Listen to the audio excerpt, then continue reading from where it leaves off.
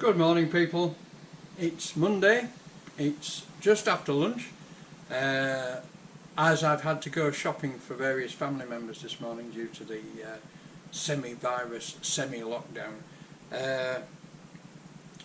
and I promised to tell you this week about what happened on Friday when I went on what we called a poo run with Keith. We broke down.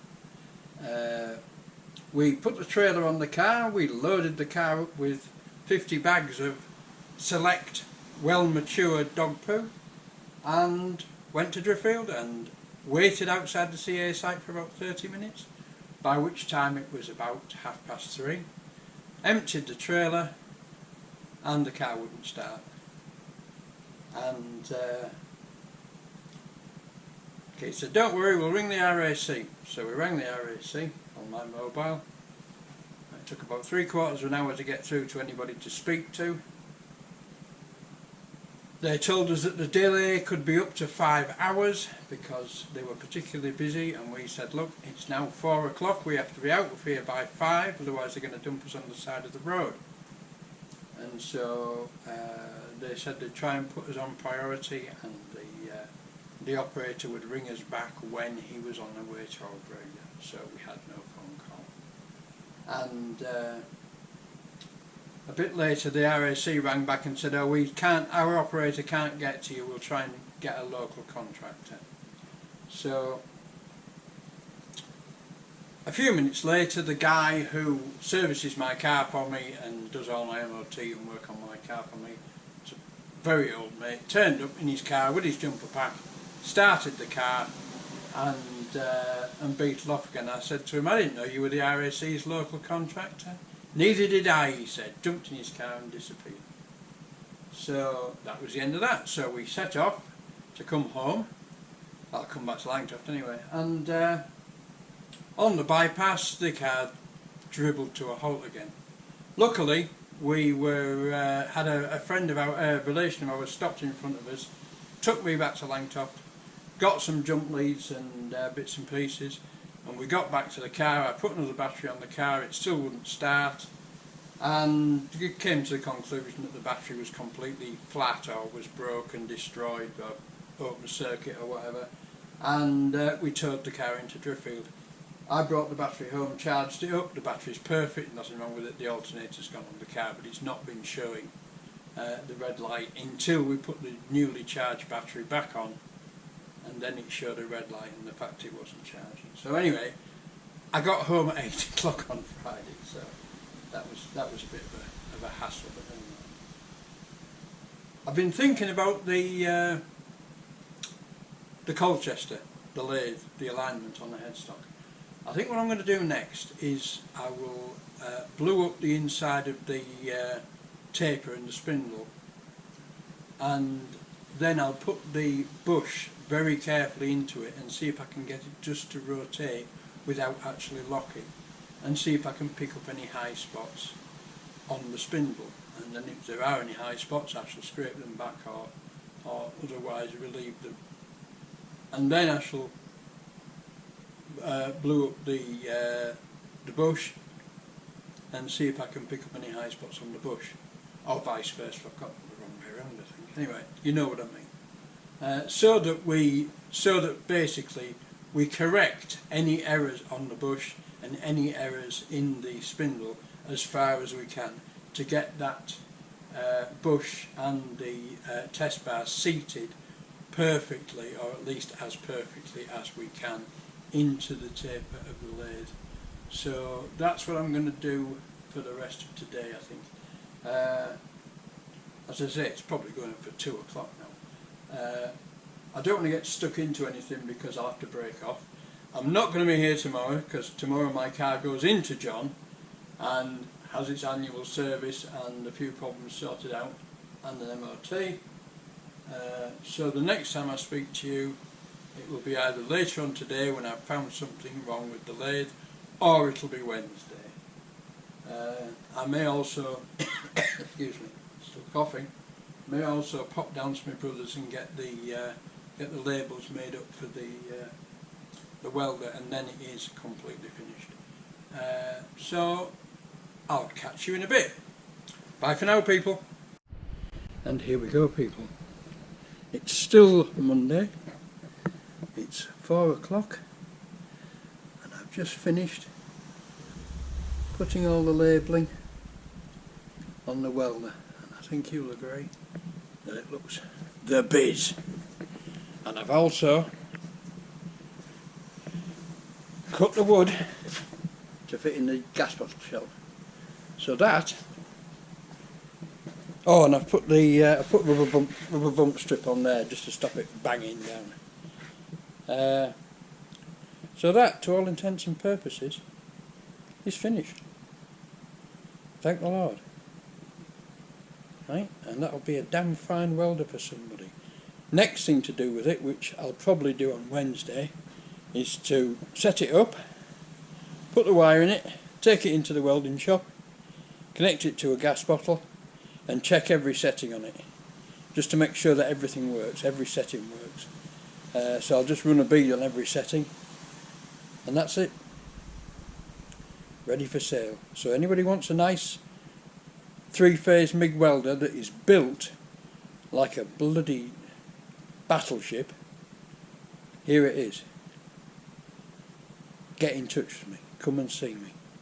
I mean, it's not a thing I can ship across the country, so it would be collection only from East Yorkshire. But there it is.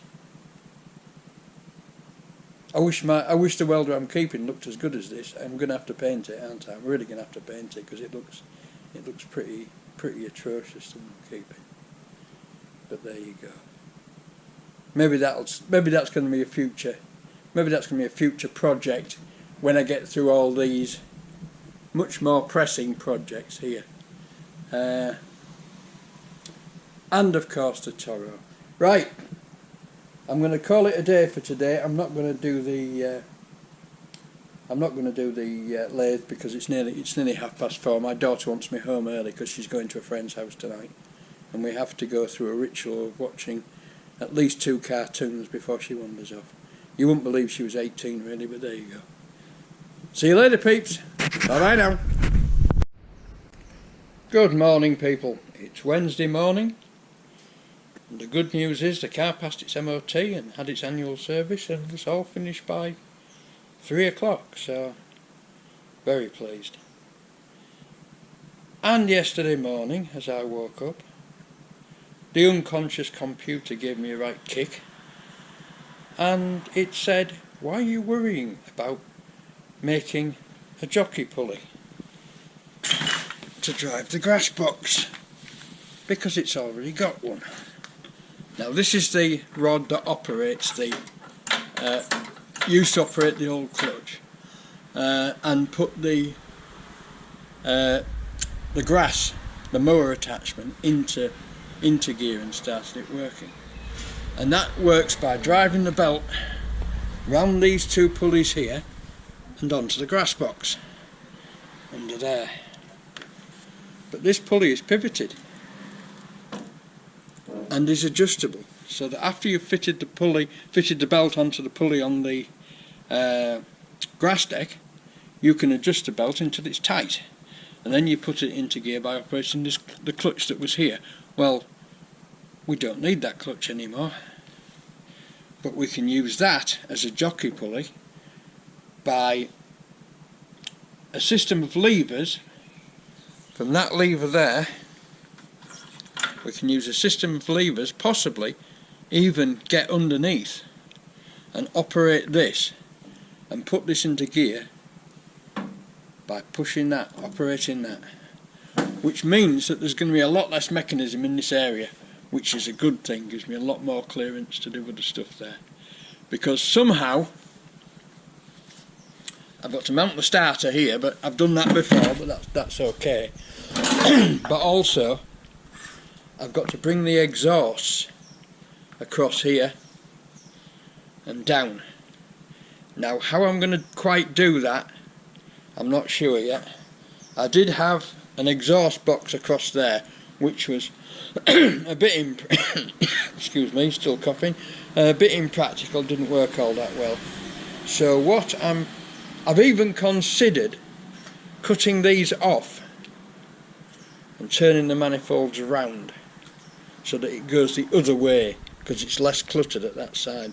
But I haven't made my mind up yet. I'll cross that bridge when I get to it. But at the moment, that's another bit that I thought was going to be difficult that's actually turned out to be virtually already there. So I would encourage you all, if you have a problem that seems insoluble and like it's going to be awkward, think about it for a bit, look at it, give yourself all the information you can about it, and then forget about it. Go on, do something else, work on something else, let your unconscious work on it. And a day or a couple of days later you'll find that the answer will pop into your head, and it's so much simpler than sweating and trying different things and having failures before you eventually get to success. Just give it a try, it really does work. Right, I'm now going to, what shall I do next? I'm going to test I'll set the welder up and I'll test it on every setting. I'll bring you back for that test, and then next I think I'm going to blow up the taper on the lathe, and we'll have a look at the lathe taper and see if we can make any improvement on the fit and get it running really concentric with the headstock. So I'll say bye bye for now, and I'll bring you back later when I've something more to show you. Bye now. Well, there we go folks, she's all set up and she welds like a good one on every setting. I've tested it on every setting, of which there are 3, 6, 9, 12 different settings, and that's it finished. I'm very pleased with it. In fact, if I didn't already have the max arc over there, I'd blooming well keep it. But there you go, I don't need 2 welders. What do I need 2 welders for? Right, so it's going for sale. There you go, look, lots of welds. Some better than others, but it's a matter of adjusting the wire feed for each weld, and it does. It's really smooth, but 3-phase welders are, when opposed to single-phase mix. 3-phase welders are so much more smooth because they've got almost a constant peak. There's a constant, instead of having the 50 cycle frequency once, you've got 3 overlaid, right? And it just does produce a smooth weld. The max arc actually has a bank of capacitors in it as well, because the max arc is a dual voltage single phase 3-phase, but I'm using it on 3-phase of course. But if anything, I think that does make it smoother. But when I was wiring that, when I got that, it was single phase, and I swapped it over to 3-phase with a great deal of help from some really good people on MIG Welding Forum. And I wouldn't be able to do it without, because the wiring is so complex and you have to do quite a lot of moving around of spade text to get it to work on 3-phase, but it worked first time. And I said to the guy, should I take the capacitor bank out for running it on 3-phase? He said, no, there's no need. He said, it'll just make it smoother. And also that one has 3 different settings on the choke, which gives me a coarse, medium and fine. And on the fine, the weld is just so smooth. I find it easier to weld thin metal with that huge 3-phase welder than, I've said this before, haven't I, than with my little Clark 160, which I bought that brand new from Clark in Hull, and that was in the 80s, and it's been going like a trooper ever since. I mean, I changed it from the original, when the original torch wore out. I put a Euro connector and put a Euro torch on it, and that made it a lot better. I've had a bit of trouble with the speed control on it because it's electronic, but other than that, it's been how much was it? I think it was 400 odd quid. It was quite expensive. but it's well known among Clark Techs as a good little machine, even though they are getting very long in the tooth now. My brother's going to take that one on loan because he's got a Austin Champ which needs some bits welding on it, so when he gets his workshop organised eventually, and he is cracking on with it, he'll be borrowing that to weld his Austin Champ. There you go. Right, next job is some bluing up on the lathe, so I'll let you go now and I'll bring you back when I'm doing that. Bye for now, peeps.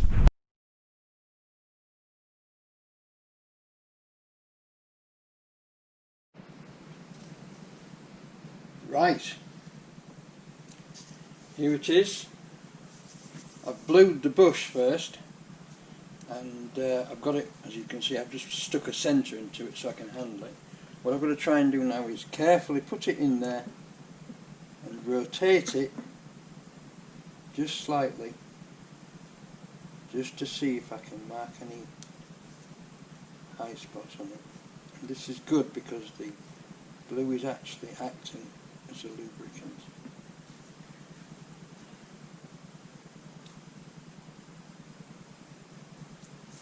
That actually looks pretty good, apart from some marks there. So let's now have a look and see if we can see those marks. I need my other light. I need my other light. Just hang fire while I go and get my other light. Right.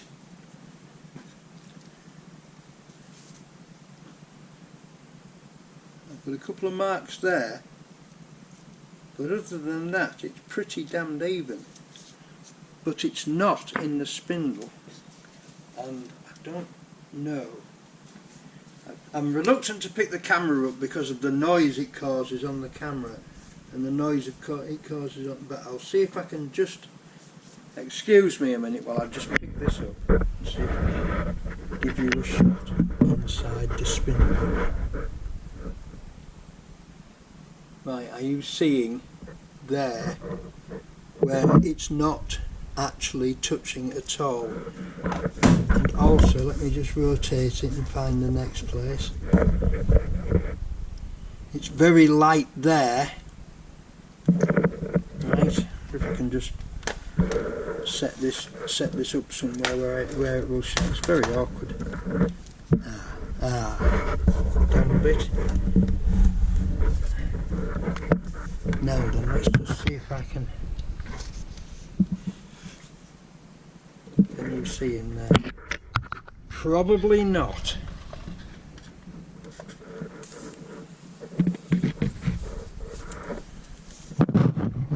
That's better if you can see that. Can you see the light areas and the dark areas? There's a light area. So we've obviously got something going on here.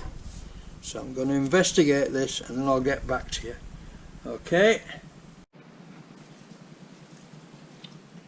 Now can you see that dark area of the spindle with a lot of blue built up around it, and the fact that the rest of this elevation, if you like to call it, this part of the bore is not touching, right? It looks like that, which is, let me see if I can point it out for you with the scraper.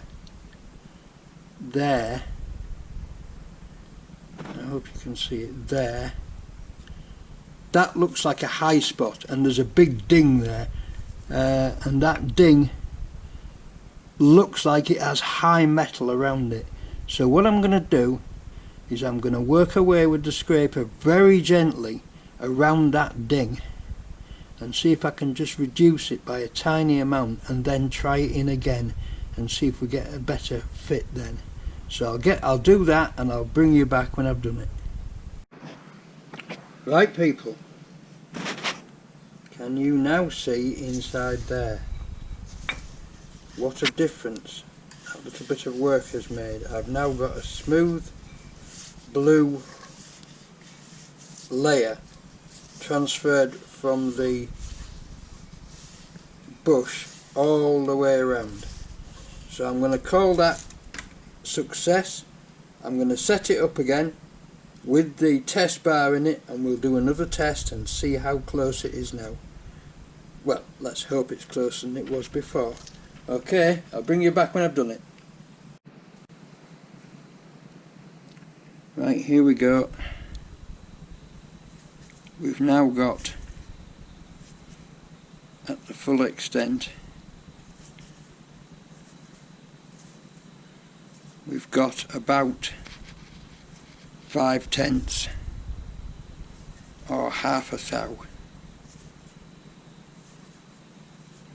But it is varying, and that variance makes me think that there is some roughness on the bearings.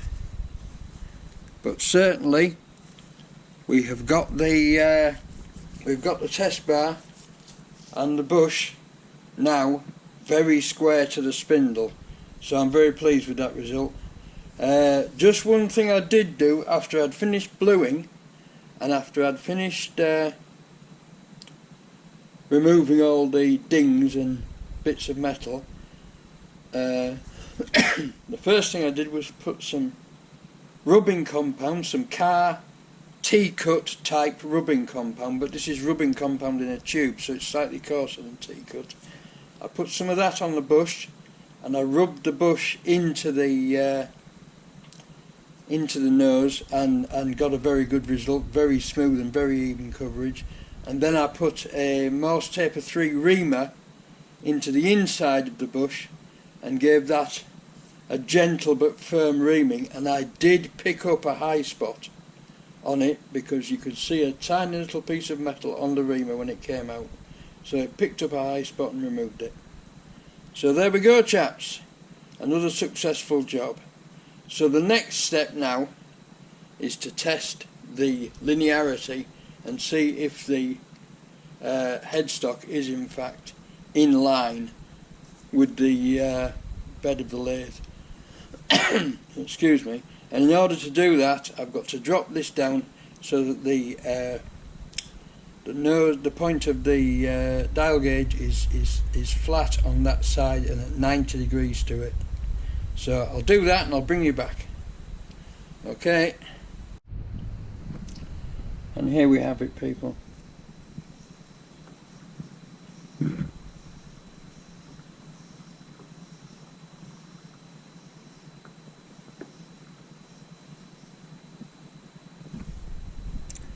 We have about 5 thou alignment out, and it now doesn't matter if I rotate the test bar at all in the chuck, in the spindle nose. It still reads virtually the same. But I'm very pleased with that. We only have about 5/10 at this end now, but I think we have a certain amount of roughness in play in the bearings.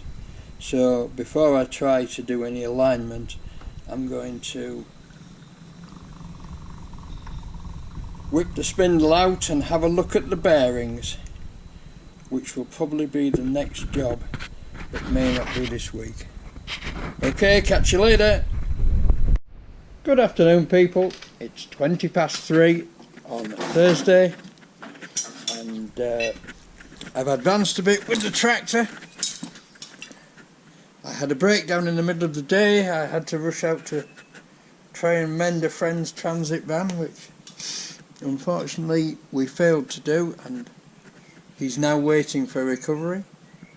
But what I've got done so far is I've taken the standard bolts out, and I've replaced the standard bolts with 4 pieces of long threaded rod, which is M10, and 4 heavy duty metal tubes, which are like spacers. And the next thing I'm going to do, or at least 3, there's one missing there, but I've put it somewhere, probably lost it. The next thing I'm going to do is make a pattern for a plate to fit over the shaft and to fit over these 4 bolts, and then I'm going to cut it out of that piece of sheet steel. Now that sheet steel is a bit on the thin side. It will need some reinforcement on it, but that isn't a problem. I can soon tack some reinforcement bars on it. So that's my next job. So that's as far as I've got. I've not done anything on the Colchester today, but I may do a bit more tomorrow. I need to check the alignment of the tailstock as well. But as I say, today's been a bit of a mad rush because I was just nice to getting into doing this job, and my brother burst in through the door with my mate Tony, the concrete man, and his transit had broken down, so I had to fly off down the village with jump leads and car and see if we could get it started. Which we did get it started briefly, but I think the fuel pumps failed. There appears to be no diesel getting up to the filter, so there you go. Right, I'll bring you back if I do anything any more interesting today, and I'll show you it. Okay, bye for now. Right people, there we go. Template made, corners rounded. I might waste it a bit in there and in there, but I've also thought that I can mount the starter there in the top, working on that bit of the ring gear, and so I might make a cutout of here to fit the starter, and maybe put a reinforcing piece on the back just to support the weight of the starter, but I don't know about that yet. But there we go, template cut. Next thing to do is to transfer that template to the piece of metal and see if we can get it out of it. Right, I'll leave it at that for now, and I'll bring you back when I've cut the metal out and got it drilled and fitted. Bye for now. Right folks, it's closing time, 4:30 going on 5 o'clock, and there's our piece of metal all marked out, ready for cutting out tomorrow. So there we go. Is it that way? No, it's that way around. So there we are, and that will have the bearing fitted in the centre of it, and probably some reinforcements to the bolts, and then we advance another tech level. So I'll see you tomorrow for the last day of the week, and we'll do some more playing. I've just had a good tidy up and a sweep up, seeing as I've been using metal cutting discs and spraying grindings everywhere. There we go. Bye for now. Look people, plunder. I've just been to a local antique spot, and he got a load of stuff, and he didn't know what to do with it, he didn't know what it was, and so not much money changed hands, and I'm now the proud owner of some of his junk. Right, but this bender may come in very useful because I've got some exhaust pipes to bend, and it's also something I haven't got any way of doing for either box section or tube or anything. I've no bending equipment, so if I can get this working, now I have. A couple of angle plates there. They're rusty, but they're not deeply corroded. I think I can get those back to reasonable usable state. They'll be more accurate than I am. A box of rivets, and a load of rivet sets and snaps and punches. So there you go. Well, it's Friday morning, or should I say Friday lunchtime by the time I've got back. There's my piece of tin, and the next job is to cut that out. So I shall crack on with that. I might give me plunder pump a clean up first and see if I can make anything of that, and then I'll crack on with the tractor, which is looking really good. After all these years it's been stood here, well, all these, yeah, it is years really, it's beginning to come together very quickly. So there you go. It just shows these jobs are nowhere near as difficult as you thought they might be once you get them started. Alright people, catch you later. Right folks, once again we've come to the end of our lollipop. It's 4:30, well it's 4 o'clock Friday. I've got to take my cousin Keith back to Driffield with me to pick his car up at 4:30, so I'm packing in now. I've I've given this angle block a bit of a brighten up with a diamond plate, and it's not as bad as I thought it was. It could do with a trip across the shaper just to take the skin off it, or a surface grinder if I had one, but I haven't got one. I know people who have. Right, the pipe bender is a Steffer, made in England, and I freed the piston, freed the pistons off in the pump, and it works. So there you go. It's actually got some fluid in it, and it works. It pumps up. So it might need some new O-rings in the pump, but that's no big deal.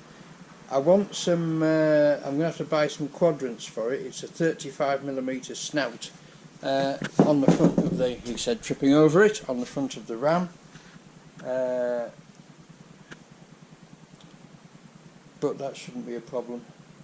And I've got my piece of tin cut out. So Monday I'll be straight onto that, drilling holes and putting a big hole in the middle for the shaft, and then fitting the bearing to it, and then we can move forward with that. But all in all, it's been a good week, although I have had a few there's all me. I emptied all the box of rivets out and cleaned all the rust and crap out the bottom, and I think they're 1/4 by inch panhead rivets. I don't know how many there is in there, but there's probably at least 500. And if you look at what the cost of 100 1/4 inch panhead rivets is on the internet, you'd be horrified, absolutely horrified. Anyway, that's it. I was going to put them in my rust removing solution along with that one, which I don't know what that is actually. I vaguely recognise it. It's maybe a vice off something, or one of the jaws off a vice off something. But there you go. I was going to put it in rust removing solution, but unfortunately it won't go in the tubs I've got. So likewise with that one. So I'm going to have to think of a bigger tub or some other way of doing it. Because I don't want to leave a line across the middle of it, but I think that's going to go have a trip across the shaper and get a quick clean up if I can get it in there. The shaper will cover it, so I can do it on there. Right, folks, I don't think I've got anything else to tell you. The welder is now completely finished and tested. I told you that, I showed you that the other day. That's about it. Okay, I'm going to have a cup of tea and I'm going to go and pick my cousin up. So thanks for watching, thanks for giving me the likes and the comments and the subscribers. I've got quite a few new subscribers coming in now, and I'll see you all next week. Bye for now.